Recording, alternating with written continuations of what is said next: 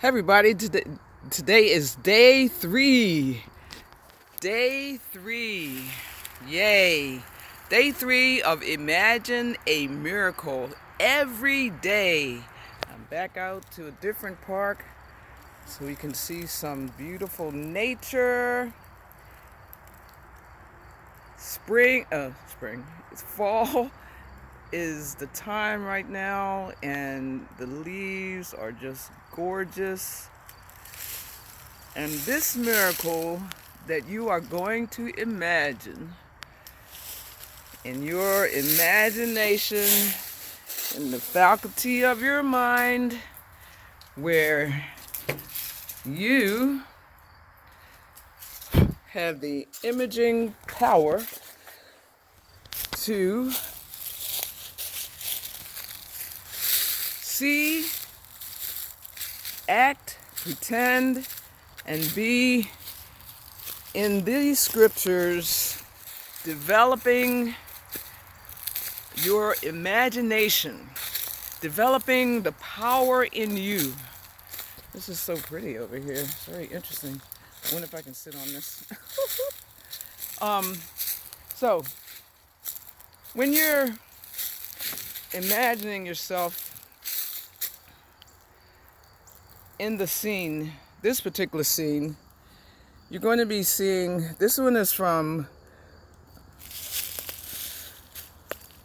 Luke 13, verse 10 through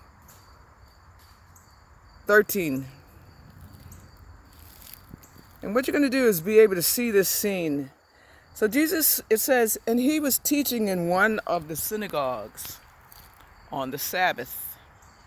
So you want to see Jesus teaching in one of the synagogues. So you can have a scene where he's telling about what he's learned, the kingdom of heaven, relationship with God, faith, things like that. And behold, there was a woman who had a spirit of infirmity 18 years and was bowed together and could in no wise lift up herself. So you have to see her, that she had some sort of infirmity where she couldn't lift herself up. And when Jesus saw her, Jesus was so compassionate all the time. That was another thing I really like about reading about him. When he sees people who are having an issue, a problem, trouble, grief, he has compassion. And when he saw her, he called her to him and said unto her, Woman, thou art loosed from thine infirmity. So you got to see this in your mind.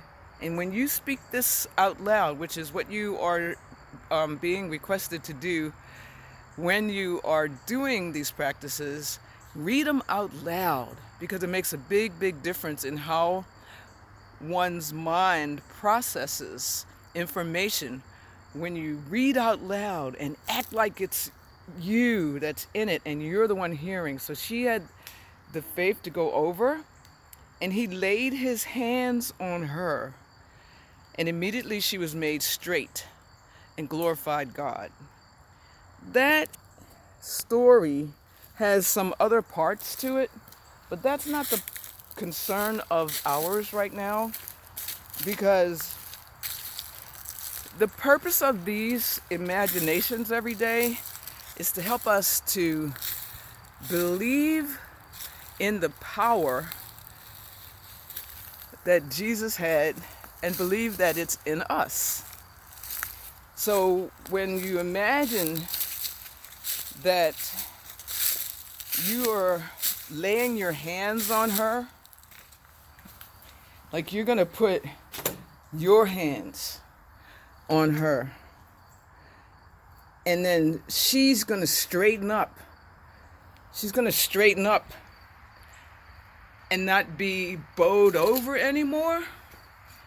You want to witness that inside your own mind. You want to see the glow on her face as the thing is released from her that had her not be able to straighten up. And when you see it in your mind and you feel the power that it took for it to happen, it awakens the power in you, knowing that we have the same power by our own faith.